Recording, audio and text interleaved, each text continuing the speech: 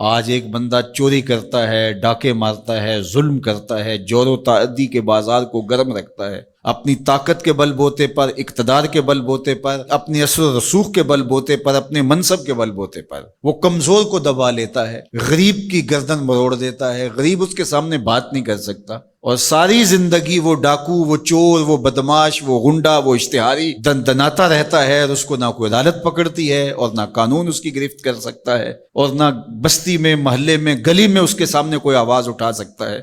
اور کمزور ساری زندگی پسا رہتا ہے۔ تو مرنے کے بعد اس لیے وہ عدالت رکھی گئی ہے۔ اللہ تعالیٰ نے قرآن مجید میں ارشاد فرمایا قیامت کے دن کیا ماننے والے اور انکار کرنے والے دونوں، کیا ہم ان کے ساتھ ایک جیسا سلوک کریں گے؟ ما لکم کیف تحکمون، یہ تم کہاں سے فیصلہ لائے ہو؟ یہ بات تم نے کہاں سے گھڑ لی ہے؟ مرور زمانہ کے ساتھ جو مسلسل مشق ہوتی ہے تمہاری اس دنیا کے اندر، اس سے تم سمجھتے ہو کہ ایسا ہوگا، لیکن ایسا ہوگا نہیں۔ وہ ایک الگ نظام ہے، اور اس نظام میں آپ کو ایک ایک چیز اللہ کے حضور لے کے پیش ہونا ہوگا۔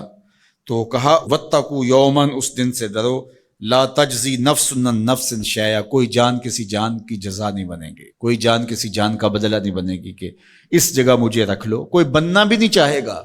اگر کوئی بنانا بھی چاہے تو کوئی بننا ہی نہیں چاہے گا۔ یوم یفر المرء من اخیہ وامہ وابیہ،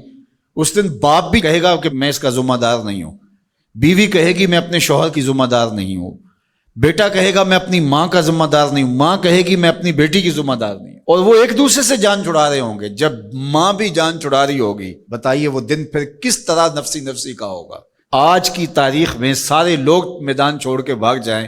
لیکن ماں جو ہے وہ جلتی ہوئی آگ میں بھی کود جاتی ہے اپنی اولاد کے لیے، لیکن وہ دن اتنا سخت ہوگا کہ ماں بھی چھوڑ دے گی، ماں بھی کہے گی یہ اس سے پوچھو، میں اس کی ذمہ دار نہیں ہوں۔ اللہ اکبر۔ تو کہا وہ دن آنے والا ہے، آج تم نے دنیا کے اس رویے سے اور اس طرز زندگی سے، اور جو تم زندگی گزارتے ہو اس سے تم نے یہ نتیجہ نکال لیا ہے کہ آخرت میں بھی ایسے ہی چلے گا، تو ایسے نہیں ہے۔ اور اگر آپ ناراض نہ ہوں، بعض اوقات خوش آمدی مریدین پیروں کو اس قدر کہتے ہیں کہ آپ تو بخشے ہوئے ہیں، آپ تو کامل ہیں، اور آپ تو پہنچے ہوئے ہیں، اور وہ سن سن کے بچپن سے جب آنکھ کھولتا ہے وہ شہزادہ آغوش مادر سے جب نکل کے وہ خانقاہ کے ماحول میں آتا ہے تو وہ یہی سنتا ہے کہ یہ کوئی الگ مخلوق ہے، تو آہستہ آہستہ اس کی طبع کے اندر بھی یہ راسخ ہو جاتا ہے کہ مجھے تو کوئی پرسش نہیں ہوگی، میں تو شریعت سے، قانون سے، اخلاقیات سے مبرہ ہوں۔ ہم نے دیکھا ہے کہ پیروں کے بیٹے بالکل نوخیز بچے بوڑھے سفید داڑھیوں والوں کی تذلیل کر رہے ہوتے ہیں اور ان کو غلاموں کی طرح سمجھ رہے ہوتے ہیں، ان کا خیال ہے کہ ہم ان کے اوپر جو ہے وہ کوئی حاکم بن کے آئے ہیں۔ یہی سیاستدانوں کا حال ہے، یہی باقی طبقات کا حال ہے۔ تو وہ ماحول ایسا ان کو دیا جاتا ہے، اور وہ پھر آہستہ آہستہ یہ سمجھتے ہیں کہ ہم تو بخشے ہوئے ہیں، اور ایسا ہوتا ہے کہ وہ بیچارے دعا سے بھی محروم ہو جاتے ہیں۔ میں نے دیکھا ہے کہ جب لوگ فوت ہوتے ہیں تو بالخصوص جو اس طرح کا ماحول ہوتا ہے وہاں، تو وہاں پیر صاحب کے لیے مغفرت کی دعا نہیں کی جاتی، ان کے وسیلے سے اپنے لیے دعا کی جاتی ہے۔ تو یار کیسی محرومی ہے کہ جو دعائیں مغفرت کی، غفران کی، باوجود کے پیغمبروں کے دامن پہ کوئی گناہ کا دبا اور داغ نہیں تھا، لیکن اللہ سے وہ استغفار بھی طلب کرتے رہے اور اپنے لیے غفران و رحمت کی دعائیں بھی مانگتے رہے۔ اصحاب پیغمبر، اولاد رسول سب یہ کچھ کرتے رہے،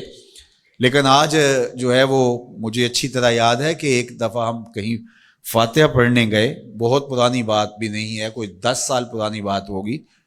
تو وہ جو صاحب فوت ہوئے تھے تو میں نے غفران و مغفرت کا کوئی لفظ کیا تو میری طرف بڑی تیکھی نظروں سے لوگ لکھنے لگے کہ یعنی کیا آپ ان کے لیے مغفرت کی دعا کریں گے؟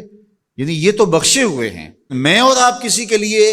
گمان کر سکتے ہیں، دعا دے سکتے ہیں، لیکن قطعاً کہنا ہمارے لیے یہ مشکل ہے۔ تو پھر کیا کریں گے؟ ہم دعا مانگیں گے۔ نیک سے نیک پارسا شخص بھی ہو، ہمیں یہ بتایا گیا کہ اس کی خوبیوں کو بیان کرو، اس کی اچھائیوں کو بیان کرو،